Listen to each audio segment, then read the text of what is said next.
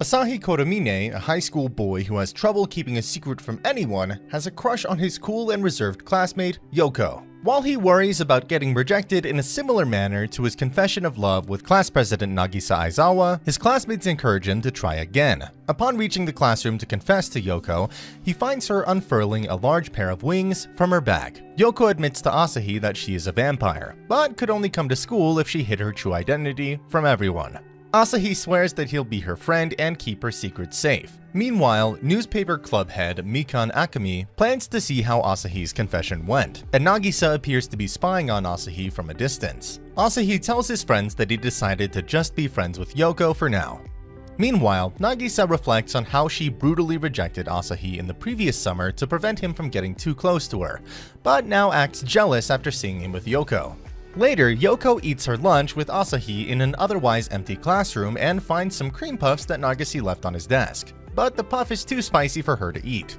She inevitably reveals her wings as Nagisa steps into the room, but Nagisa in turn accidentally reveals himself to be a tiny alien, stepping out of her human-sized external unit, while holding a tiny ray gun at Yōko. While worrying about her own secret identity getting out, Nagisa chases after Asahi with a hammer she refers to as a memory erasure apparatus, but Yōko saves Asahi from getting hit by it. In the end, the three decide to keep each other's secrets safe, while Mikan is shown digging a listening device out of an uneaten cream puff. Mikan tortures Asahi and his friends for more information about Asahi's meeting in the classroom with Yōko, but he refuses to tell her anything, fearing she would spread the information around the school like she did in the past. Later, Asahi's teacher asks him to deliver homework to Yōko, as she's sick and can't come to school. Mikan decides to follow him, but Nagisa appears to help him off her trail. Asahi decides to stop for a brief visit at Yōko's student's apartment, but gets a call from Nagisa that Mikan managed to get past her and run to Yōko's house. Mikan is accidentally knocked unconscious after being buried under a pile of Yōko's junk from the closet, but decides to Photoshop a romantic encounter between Asahi and Yōko and threatens to display it throughout the school. Asahi confronts Mikan on the rooftop and begs her not to do it, but the pleading only makes her stronger. So Asahi takes the opposite route and decides to let her put up the pictures, draining her resolve as she didn't want him to feel happy. After school, a spirit residing in Mikan's glasses assumes that she secretly has feelings for Asahi, but Mikan angrily denies this as she twists her own glasses around. Nagisa begs Asahi for her help as her external unit ran out of battery power before it could recharge, and she was forced to come to him in her Lilliputian form. Asahi sneaks into the girl's bathroom and carries Nagisa's body down to the nurse's office with Yoko's help. However, on their way out, Mikan stumbles upon the tiny form of the real Nagisa, so Asahi tries to play her off as a lifelike figurine. Unfortunately, this only excites Mikan and Shimada, who arrives later, while Nagisa has trouble maintaining a doll-like composure, forcing Asahi to snatch Nagisa back and hide from his friends. After taking shelter in a gym storage shed, Nagisa mysteriously grows to human size and gets embarrassed about revealing her antenna to Asahi, while Mikan, Shimada, and Yōko all hunt them down. Asahi decides to have the human-sized Nagisa punch him out of the shed and escape, pretending to be angry. A mysterious horned lady magically returns Nagisa to her normal size, while Asahi and Yōko clear up their misunderstanding after school. After discovering that UV rays from sunlight cause Yōko's skin to instantly tan, Nagisa decides to train her into dodging sunlight onto her route to and from school. Asahi studies up on vampire weaknesses, while Nagisa encourages Yōko to do a field test with her new training.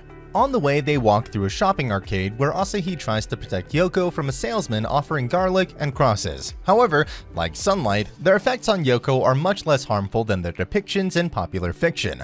Crosses simply make her annoyed, and garlic makes her eyes water. After coming across an uncovered bridge, Yōko is about to give up her new daytime route when Asahi asks if she's tried using sunscreen. Yōko ends up using it for the first time the next day at school. The following weekend, Asahi and Yōko go to an amusement park together. Yōko saw it as a chance to get him closer to Nagisa, but Nagisa declined, seeing it as an opportunity to have Yōko go on a date with Asahi. The two of them go through the attractions, including a haunted house where Yōko is scared at first but becomes upset at the actor portraying a blood-sucking vampire. Later that evening, Yōko notes that their outing was similar to the relationship that her own parents had with each other, to the point where they even attended her current school together. Meanwhile, Yoko's father is suspicious of Yoko's new boyfriend and tasks the werewolf Shiro Shinshiro with bringing her back home if her secret has been revealed. While returning home from the amusement park, Asahi and Yōko encounter a scary wolfman with fangs. Yōko recognizes him as her childhood friend, Shido, but he threatens Asahi anyway. When Shido sees the moon in the evening sky, he ends up transforming into a sexy lady named Shiho. The three then go to Yoko's home, where Shiho explains that she is the dominant personality in the body she shares with Shido. Shiho then starts teasing Asahi, making Yōko jealous as she reveals that the Wolfman can change at any depiction of the moon, including a picture that she shows to Shiho. Meanwhile, Nagase heads to Yoko's home to make a peace offering with her homemade cake, but upon arriving finds Shiho pinning down Asahi and leaves. When she returns a moment later, she sees Shido in the same position and flees at the sight. Eventually, the girls clear up the misunderstanding, while Shiho tells Yōko in a private moment that she would be more honest about her relationship with Nagisa. The next day, Shiho appears in Nagisa's class as a transfer student, introducing herself as a pervert. After being relentlessly teased by Shiho's body in school, Asahi begins to projectile nosebleed while Nagisa starts to get jealous. Asahi runs away to meet with Yōko when the two see a tiny girl with horns walking by them. Soon, Yōko decides to speak directly with the girl, who tells Yōko that she's Akane Komoto, related to their homeroom teacher. Akari the teacher then shows up to wrangle Akane back to her office, where Asahi and Yōko learn that Akane is actually a 1,000-year-old devil with real horns and Akari's great-great-grandmother. Akane also claims that it was thanks to her that the various supernatural creatures were allowed to transfer into the same class. Despite Akane's attempts to portray himself as an adult, Yuko keeps baiting her into childish reactions with snacks and claims to be the more mature girl. The two then decide to have a sexy contest in the empty school gym, with Shiho acting as the judge while Nagisa starts tracking mysterious demonic energy from her cat-like spacecraft elsewhere in the city. In multiple contests, Yōko and Akane try to one-up each other to prove their sexiness, except Shiho keeps getting the strongest reaction from Asahi. Finally, Yuko challenges Akane to survive by eating awful cream puffs that Mikan made earlier. The contest ends with Yuko and Akane blowing up the gym in a large explosion and sending Nagase's spacecraft flying from the shockwave. Asahi finds out that he has to retake a cooking class, having missed the previous one. He's delighted to find out that Yuko, Nagisa, and Shiho are joining him in making curry, but soon finds out that all three girls have trouble making it. Nagase's directions lead her to make a chocolate cake, which is accidentally tossed out a nearby window where Akane catches it with her horn.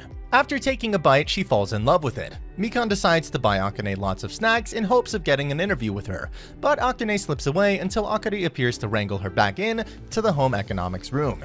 However, both women are sickened to find out that Yuko and Nagisa got too enthusiastic and added something to the curry that causes it to spew poison gas. Later that night, Akane breaks down the wall of Akari's apartment and demands that she get Nagisa to make more chocolate for her. When Akari refuses, Akane responds by magically steering an asteroid towards Earth, threatening to destroy the planet. Yuko, Nagisa, and Shiho reunite to make chocolate in the same room, but Akari discovers the asteroid veers off course when Akane loses concentration. So she ties her down to a chair and force feeds her chocolates made by everyone except Nagisa. Even as Akane tries copying herself to reach Nagisa's chocolate, the other girls manage to fight Akane's clones off until she loses enough focus that Nagisa's comrades in outer space force the asteroid to make a U-turn, saving Earth from destruction.